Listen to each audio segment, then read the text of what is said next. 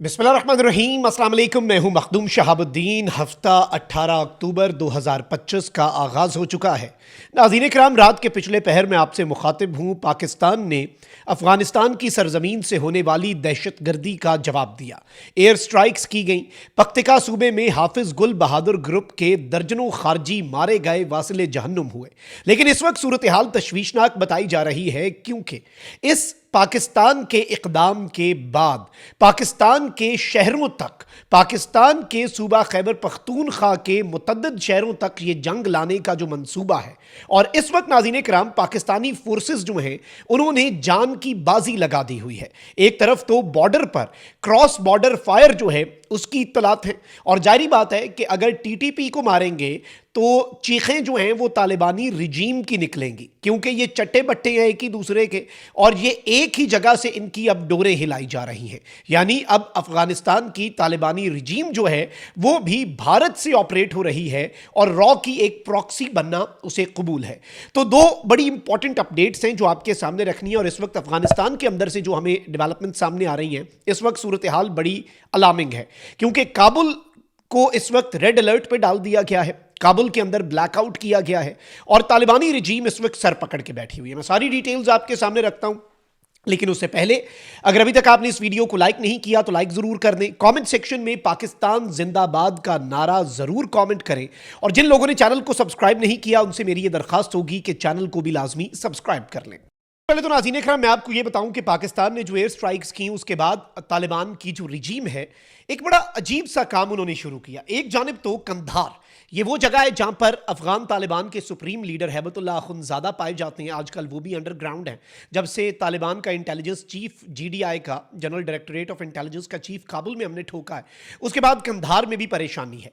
अब एक तरफ तो नाज़रीन इकराम जो अफगानिस्तान का न्यूज़ चैनल है तोलो न्यूज़, इसके हवाले से बिलाल सरवरी अफगानिस्तान के जर्नलिस्ट हैं, वो कहते हैं कि मुझे जो तोलो न्यूज़ के सोर्सेज हैं उन्होंने ये बताया है कि तोलो न्यूज़ का ब्रॉडकास्ट और तोलो न्यूज़ की जो ट्रांसमिशन है जो कंधार से होती थी उसे रोक दिया गया है।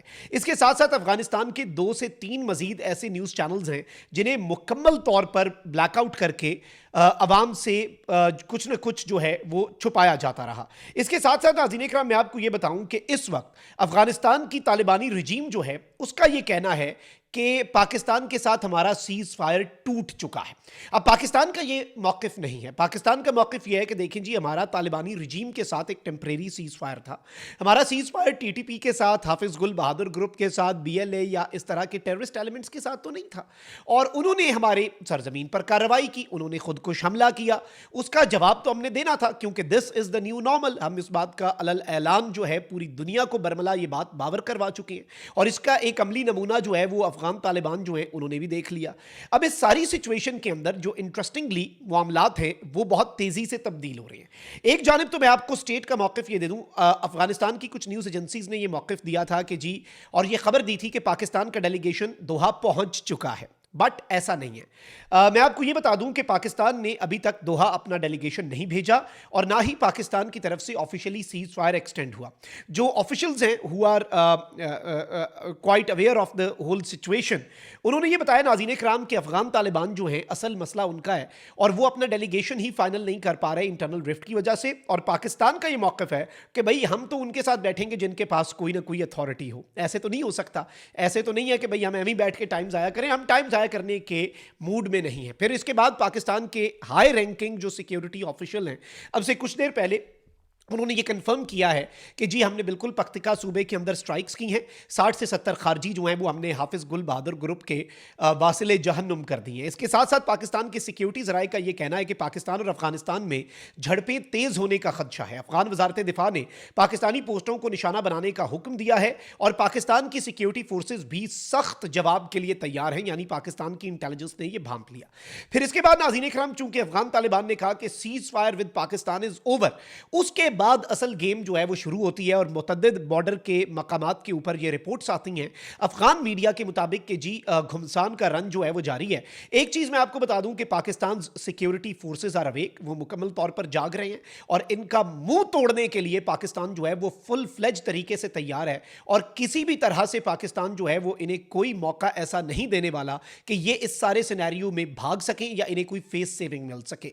पाकिस्तान के स्टेट की पॉलिसी वाजे थी, वाजे है और वाजे रहेगी। एसओपी, स्टैंडर्ड ऑपरेटिंग प्रोसीजर ही अब ये है और ये बात अब इंटरनेशनल कम्युनिटी को भी बावर करवा दी गई है और इवन जो फ्रेंडली कंट्रीज हैं इंक्लूडिंग कतर, उन्हें बता दिया गया कि भाईजान हमारे सब्र का पैमाना लबरेज हो गया है, इनफ इज इनफ। हमारे जवानों की जिंदगियां जो है ना, आप ये देखें कि एक हमारा फौज का जवान जो है वो नॉर्थ वजीरिस्तान के जो किले के ऊपर खुद कुछ धमाके में वो शहीद हुआ। एक जवान की शहादत का बदला जो है हमने 70 से 80 खारजी अफगानिस्तान के अंदर घुस के उनके कैंप उड़ा के लिया है और ये अभी कुछ भी नहीं है, बदले का आगाज हुआ है। हम अभी तक ये भी नहीं कह रहे कि बदला मुकम्मल हो चुका है। अब नाज़रीन इकराम, लेकिन तशवीशनाक चीज़ ये है कि ये जो गुल बहादुर ग्रुप है ये इस वक्त एक्टिवेट हो चुका है और बन्नू ज़िला जो है खैबर पख्तूनख्वा का, उससे एक तशवीशनाक खबर आती है और एक बहुत बड़ा इंसानी सानहा जो है वो पाकिस्तान की सिक्योरिटी फोर्सेज और कानून नाफिज करने वाले इदारों के खिलाफ एक बहुत बड़ी कार्रवाई और एक बहुत बड़ा प्लान जो है वो तैयार था। नाज़रीन इकराम, मिरियान पुलिस स्टेशन है ज़िला बन्नू में खैबर पख्तूनख्वा के अंदर और इस पुलिस स्टेशन के ऊपर मुसल्लह जो एक दहशतगर्दों का गिरोह है उसने हमला किया और इस हमले को रिपल्स कर दिया गया, यानी नाकाम बना दिया गया।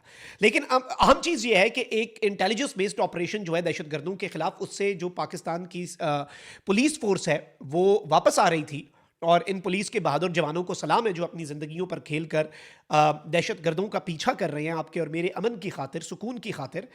इन्होंने देखा कि एक ऑटो रिक्शा जो है वो बहुत तेज़ी से इनके करीब जो है मजंग के मकाम के करीब इनके पास आ रहा है और एक जरंज रिक्शा जो है जिसके अंदर एक्सप्लोजिव्स थे, उसी तरीके से ये व्हीकल बॉर्न आईईडी अटैक जो है इन्होंने करना था और फॉर्चुनेटली ये मंसूबा जो कि बड़े पैमाने पर पाकिस्तान की सिक्योरिटी फोर्सेस और पुलिस के ऊपर बड़े पैमाने पर नुकसान पहुंचाने का मंसूबा था, इसे फॉइल किया गया और ये जो इनके एक्सप्लोजिव्स हैं पुलिस की बरवक्त कार्रवाई से प्री मेच्योरली डिटोनेट हो गए क्योंकि पुलिस ने इनके ऊपर फायरिंग शुरू कर दी। ये घबरा गए और दूर ही ये रिक्शा जो है वो फट गया।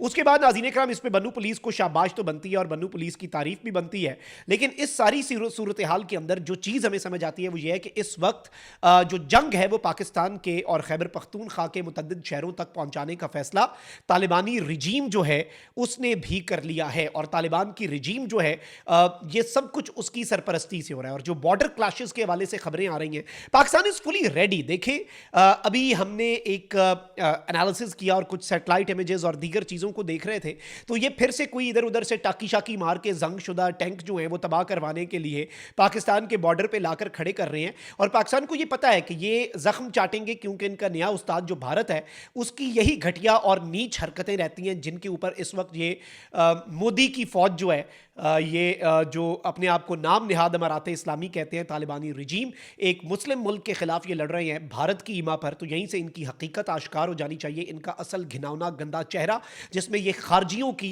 मदद कर रहे हैं, उन्हें हार्बर कर रहे हैं, उन्हें प्रोमोट कर रहे हैं, उन्हें सेफ हेवंस प्रोवाइड कर रहे हैं। और पाकिस्तान की पॉलिसी वाजे है, ये अटैक खारजियों ने किया, खारजियों पर स्ट्राइक हुई। इस स्ट्राइक का बदला बॉर्डर पर अगर खारजियों के सहूलतकार तालिबानी रिजीम के फौजी लेंगे तो पाकिस्तान का जवाब फिर तालिबानी रिजीम के फौजियों को दिया जाएगा जैसे हमने पहले दिया। और इस मर्तबा आहिस्ता आहिस्ता जो मर्सी दिखाने का चक्कर है ना, क्योंकि इनके फौजियों ने अपनी असल दिखा दी, जो स्पिन बोल्दक में हमारे जवानों के जसद खाकी जो हैं उनकी इन्होंने तौहीन की, तज़हीक की, उसके बाद तो इनके लिए आपको लगता है कि हमारे जवानों के दिल में कोई रहम होगा? हम फिर भी आला इक़दार का मुजाहरा करेंगे, हम ये नहीं करेंगे जो इन्होंने किया, लेकिन ठोकेंगे ज़रूर। हम उसके बाद इनकी बेहुरमती नहीं करेंगे, लेकिन इनकी जो लाशें हैं वो फिर ज़रूर गिरेंगी अगर ये आकर लड़ते हैं और दहशतगर्दी करते हैं और दहशतगर्दी को प्रमोट करते हैं, क्योंकि दुनिया भर के अंदर दहशतगर्दी से निपटने का एक यही तरीका है। कमेंट सेक्शन में राय का इजहार ज़रूर करें। अपना बहुत ख्याल रखिए। अल्लाह निगहबान। पाकिस्तान जिंदाबाद।